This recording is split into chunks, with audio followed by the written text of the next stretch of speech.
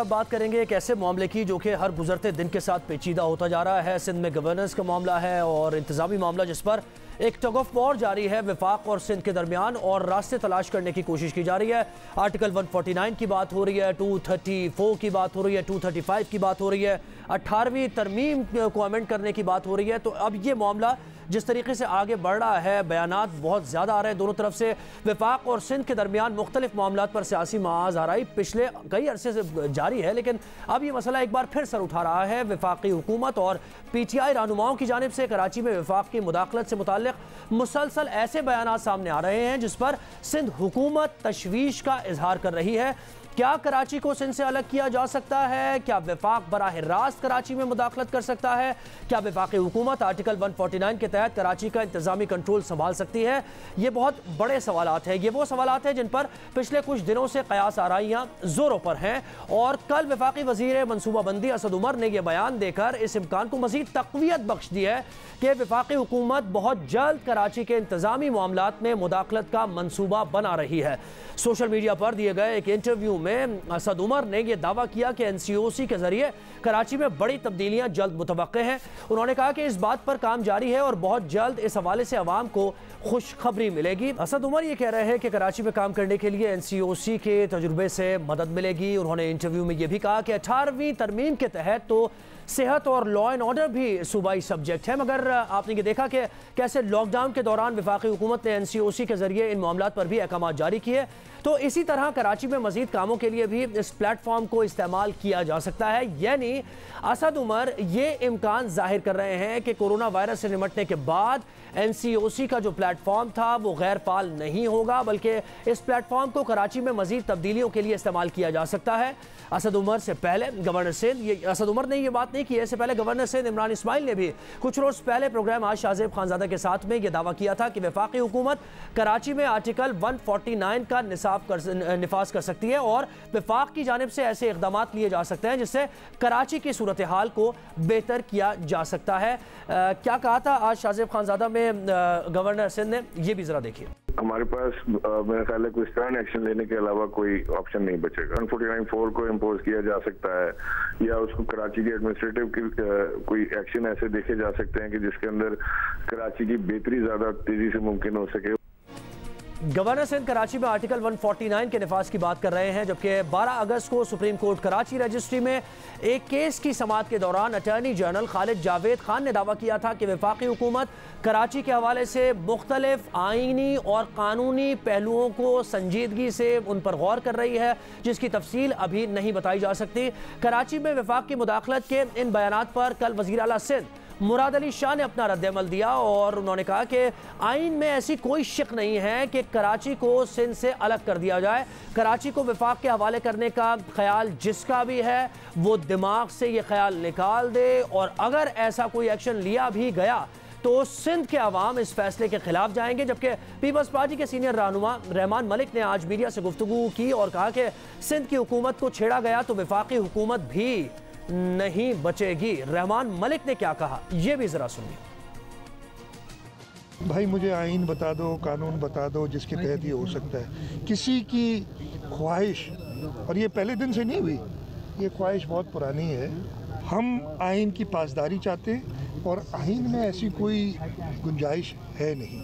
तो मैंने कहा ना, जिसके दिमाग में यह हवा है वो हवा निकाल। अगर सूबा सिंध को छेड़ा और इस हुकूमत को कुछ भी नुकसान देने की कोशिश की गई, चंद दिनों के बाद फेडरल गवर्नमेंट भी घर चली जाएगी। इसलिए बेहतर यह है कि जैसे हमारा कॉन्स्टिट्यूशन है, हर चीज़ को कॉन्स्टिट्यूशन के मुताबिक चलाएं, ये बेहतर होगा। वाज़े तौर पर रहमान मलिक ये कह रहे हैं कि अगर सिंध को छेड़ा गया तो चंद ही दिनों में वफाकी हुकूमत भी चली जाएगी। वफाक और सिंध हुकूमत के दरमियान एक बार फिर लफ्जी जंग शुरू हो चुकी है। वफाक कराची में इंतजामी मुदाखलत की बातें कर रहा है, जबकि सिंध हुकूमत वफाक को ऐसे इक़दाम से बाज रहने का कह रही है। लेकिन अहम बात यहाँ पर यह है कि पिछले कई सालों से कराची की जो सूरत हाल है सबके सामने है। उसकी वजह से तहरीक इंसाफ पर दबाव भी बढ़ता जा रहा है, क्योंकि कराची के अवाम ने तहरीक इंसाफ को मैंडेट दिया है। तहरीक इंसाफ के 14 अरकान कौमी असम्बली का ताल्लुक कराची से है। सदर मुमलिकत आरिफ अलवी, गवर्नर सिंध इमरान इस्माइल और वफाकी वजीर अली जैदी फैसल वाडा का ताल्लुक भी कराची से है। इसलिए वफाकी हुकूमत पर दबाव है कि जिस शहर ने उन्हें मैंडेट दिया है उसके हालात को बेहतर करने के लिए वफाकी हुकूमत कुछ करे, क्योंकि यहाँ मामूली सी बारिश बारिश चंद घंटों में पूरे शहर को डुबो देती है। कराची में बिजली का निज़ाम आप देखें, इंफ्रास्ट्रक्चर भी तबाही का शिकार है। पीपल्स पार्टी की मुसलसल 12 साल हुकूमत के बावजूद कराची में अब तक एक भी मेट्रो बस जैसा बड़ा ये जो ट्रांसपोर्ट मंसूबा है ये शुरू नहीं किया जा सका। इसी दबाव को देखते हुए वफाकी हुकूमत कराची में इंतजामी मुदाखलत के दावे कर रही है, मगर ये पहली बार नहीं है कि वफाकी हुकूमत ने सिंध या कराची को लेकर कोई दावा किया हो। इससे पहले भी चाहे सिंध में गवर्नर राज लगाने का मामला हो, सिंध असेंबली में फॉरवर्ड ब्लॉक बनने की बातें हों, या वफाक की सिंध में बराह रास्त मुदाखलत और 18वीं आईनी तरमीम पर नजर सानी की बातें हों, पीटीआई के रहनुमा मुख्तलिफ मौकों पर ऐसे दावे करते रहे हैं, जिससे वफाक और सिंध के दरमियान सर जंग में शिद्दत आती जा रही है।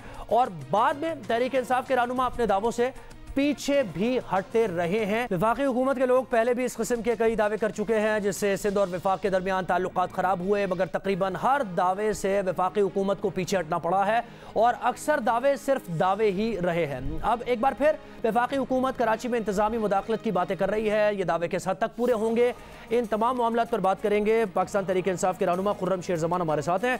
बहुत शुक्रिया खुर्रम शेरजमान साहब, आपने हमें वक्त दिया।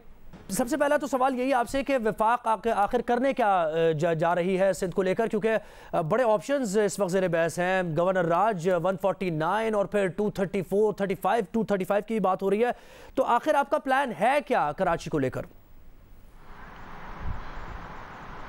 देखिए, मेरे ख्याल में एक लास्ट ऑप्शन ज़रूर दिया जाएगा पाकिस्तान पीपल्स पार्टी की सिंध हुकूमत को, जिसके अंदर हमारी ख्वाहिश यही होगी कि अपनी सिंध को जो है वो दुरुस्त कर लें और आवाम की जो बेसिक नेसेसिटीज़ हैं, जो मसाइल हैं, उसको हल कर लिया जाए। कम से कम लाहे अमल बता दिया जाए, कोई टाइमलाइन दे दी जाए, और उसके ऊपर पाकिस्तान तहरीक इंसाफ हर तरीके से पीपल्स पार्टी को सपोर्ट करने के लिए उनके साथ बैठ के काम करने को भी तैयार है। अगर उस पर इम्प्लीमेंट नहीं किया जाता और अपनी यही ज़िद दिखाई जाती है कि हमने काम करना नहीं है, तो फिर मेरे ख्याल से वफाक में मेंटली तौर पर ये तैयार हो गई है, और जाहिर है कि इसका प्रेशर बहुत वज़ीर आज़म साहब के ऊपर भी है। तहरीक इंसाफ के कराची से रिजर्व सीट्स को मिला के 30 MPs हैं, 14 से 16 MNAs हैं। तो कराची के लोग हमसे सवाल करते हैं कि क्या कब तक वो तो सवाल करते हैं, लेकिन किस बात के लिए वफाक तैयार हो गई? पीपल्स पार्टी की जिम्मेदारी है। किस बात के लिए वफाक तैयार हो गई है? क्या आपने फैसला ले लिया? किस बात के लिए तैयार है कि कोई ऐसे इकदाम उठाए जाएं जिसके ज़रिए सुबह सिंध के अवाम को, कराची के लोगों को रिलीफ दिया जाए, जिसके ज़रिए अवाम के मसाइल हल हो सकें। देखिए, बहुत सारे मसाइल हैं, चाहे पीने के पानी की बात करें, चाहे सफाई सुथराई की बात करें, चाहे स्टॉर्म ड्रेन्स की बात करें, और वो ऐसे इकदाम जो है उसमें सिंध हुकूमत को लेना मैंडेटरी है। वो ऐसे इकदाम होंगे जिसमें सिंध हुकूमत को लूप में लेना मैंडेटरी होगा या नहीं? मैंने आपसे फरमाया है कि एक ऑप्शन ज़रूर आखिरी लास्ट ऑप्शन दिया जाएगा पीपल्स पार्टी की हुकूमत को, जिसमें तहरीक इंसाफ साथ मिलकर बैठने को भी तैयार होगी इनके साथ और इनको सही रास्ता दिखाने की कोशिश करेगी। लेकिन अगर उस ऑप्शन को पीपल्स पार्टी जो है उस पर इम्प्लीमेंट नहीं करती है, तो फिर मेरे ख्याल से जो आखिरी लास्ट ऑप्शन हमारे पास अवेलेबल होगा, चाहे उसके अंदर कोई आर्टिकल हो, चाहे उसके अंदर गवर्नर रूल हो, जो भी ऐसा रास्ता जो आइन के अंदर वो रास्ता लिखा हो, कोई गैर आइनी काम नहीं किया जाएगा। जो आइन में, जो किताब में लिखा है, उसको इस्तेमाल किया जाएगा। देखिए, मैंने आपसे अर्ज़ किया कि हम पे प्रेशर बहुत ज़्यादा है। अब हम इस बात पे बैठकर इंतज़ार नहीं कर सकते हैं कि ये एक जमहूरी हुकूमत है और आवाम जो है 2023 तक रोती रहे, सिसकती रहे, पीने का पानी ना मिले, स्कूलों में तालीम ना मिले, अस्पतालों में इलाज ना मिले और हर जगह सीवेज आपको उबलता हुआ नज़र आए, टूटी हुई सड़कें हों, कचरा उठे ना लोगों का, सूरत हाल जो लॉ एंड ऑर्डर की है वो ख़राब हो, तो वफाकी हुकूमत का फिर फ़ायदा क्या? वफाक को एट एनी कॉस्ट आके कोई ना कोई एक्शन लेना पड़ेगा।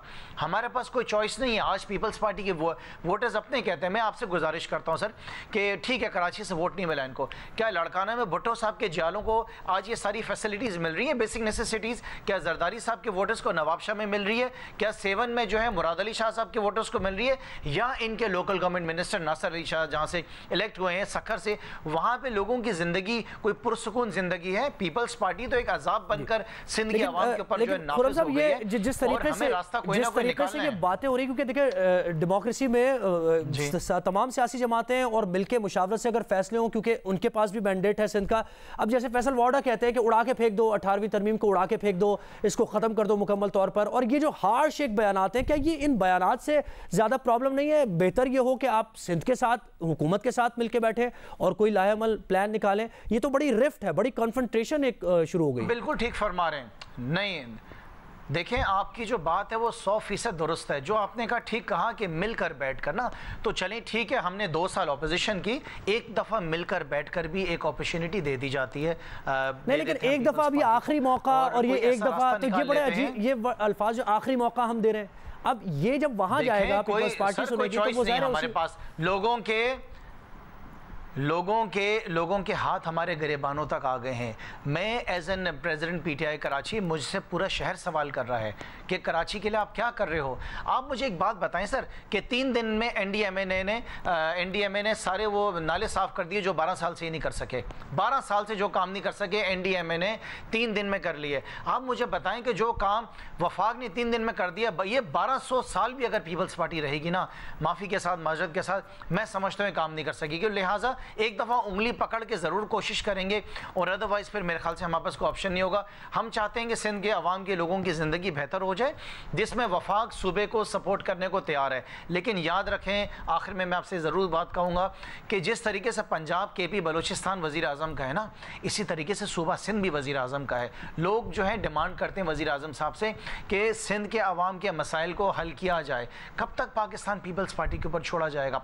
मैं ये समझता हूँ कि इनके पास ऐसे कॉम्पिटेंट लोग मौजूद ही नहीं है। हर मिनिस्टर इन्होंने आजमा लिया। आप मुझे बताएं ना कि पिछले 7 साल का अगर आप मुझसे बात कर लें तो ओवैस मुजफ्फर टप्पी जो इनके लोकल गवर्नमेंट मिनिस्टर होते थे, और आज नासिर शाह से। अच्छा, एक और सवाल मिनिस्टर डिलीवर कर सका सर? एक और सवाल, क्योंकि आप यहाँ सिंध से इलेक्टेड है, तो आपके साथ और वफाकी हुकूमत में GDA भी है और वो भी सिंध में रिप्रेजेंटेशन उनकी है, तो आपकी जो इत्तेहादी जमातें हैं और MQM भी इत्तेहादी जो आपकी जमातें हैं, क्या उनके साथ आप अलाइन हैं, उनको लूप में लिया हुआ है कि जो भी ऑप्शन वफाक अपनाता है वो उसको सपोर्ट करेंगे?